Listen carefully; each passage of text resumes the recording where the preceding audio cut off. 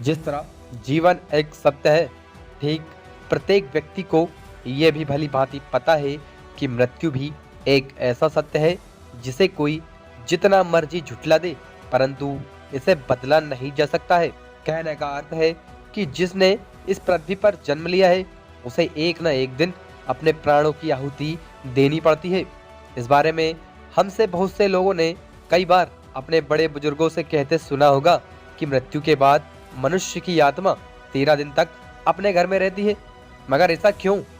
इस बारे में क्या किसी ने सोचा है? अगर नहीं तो चलिए आज आपको इससे संबंधित जानकारी बताते हैं और जानते हैं कि आखिर क्यों मृतक शरीर की आत्मा 13 दिनों तक अपने घर में भटकती रहती है। साथ ही यह भी बताएंगे कि 13 दिनों तक मृतक का नाम का पिंडदान क्यों किया जाता है। बता दें कि गरुड़ पुराण में इस बारे में विस्तार से बताया गया है। गरुड़ पुराण में बताया गया है कि जब किसी व्यक्ति की मृत्यु होती है तो यमराज के यमदूत उसे अपने साथ यमलोक ले जाते हैं। यहाँ उसके अच्छे और बुरे कर्मों का हिसाब होता है और फिर 24 घंटे के अंदर यमदूत उस प्राणी की आत्मा को वापस घर छोड़ देते हैं। यमदूत के द्वारा आत्मा को वापस छोड़े जाने के बाद मृतक की आत्मा अपने परिजनों के बीच भटकती रहती है और अपने परिजनों को पुकारती रहती है, लेकिन उसकी आवाज को कोई नहीं सुन पाता। यह देखकर मृत व्यक्ति की आत्मा बेचैन हो जाती है और जोर जोर से चिल्लाने लगती है। इसके बाद आत्मा अपने शरीर के अंदर प्रवेश करने की कोशिश करती है, लेकिन यमदूत के पास बंदिश होने के कारण वह मृत शरीर में प्रवेश नहीं कर पाती।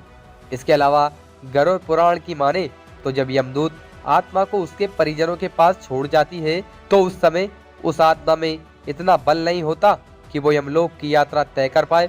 गरुड़ पुराण के अनुसार किसी भी मनुष्य की मृत्यु के बाद जो 10 दिनों तक किया जाता है उससे मृतक आत्मा के विभिन्न अंगों की रचना होती है और जो 11वें और 12वें दिन पिंडदान किया जाता है उससे मृतक आत्मा रूपी शरीर का मांस और त्वचा का निर्माण होता है। और जब 13वें दिन 13वीं की जाती है तो उस दिन मृतक के नाम का पिंडदान किया जाता है। उसी से ही वो यमलोक तक की यात्रा तय करते हैं। अर्थात मृत्यु के बाद मृतक के नाम का जो पिंडदान किया जाता है उसी से ही आत्मा को मृत लोक से यमलोक तक की यात्रा करने का बल मिलता है।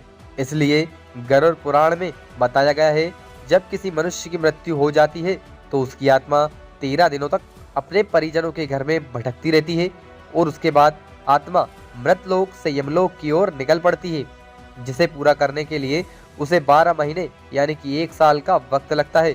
इतना ही नहीं, मान्यता के अनुसार 13 दिन तक मृतक के नाम का किया गया पिंडदान उसके 1 वर्ष के भोजन के रूप में काम करता है। इसके अलावा बता दें, अक्सर लोगों के मन में यह सवाल भी जरूर आता है कि अगर किसी मृत व्यक्ति के नाम का पिंडदान नहीं किया गया तो क्या होता है। तो दोस्तों, आपको बता दें कि इसका भी वर्णन गरुड़ पुराण में किया गया है। जी हाँ, जिस मृतक व्यक्ति का पिंडदान नहीं किया जाता, यमदूत उसे 13वें दिन जबरदस्ती घसीटते हुए यमलोक की ओर ले जाते हैं और मृतक व्यक्ति की आत्मा को इस दौरान काफी कष्ट उठाना पड़ता है। इसलिए हिंदू धर्म में मनुष्य की मृत्यु के बाद 13वें दिनों तक पिंडदान करना आवश्यक माना जाता है।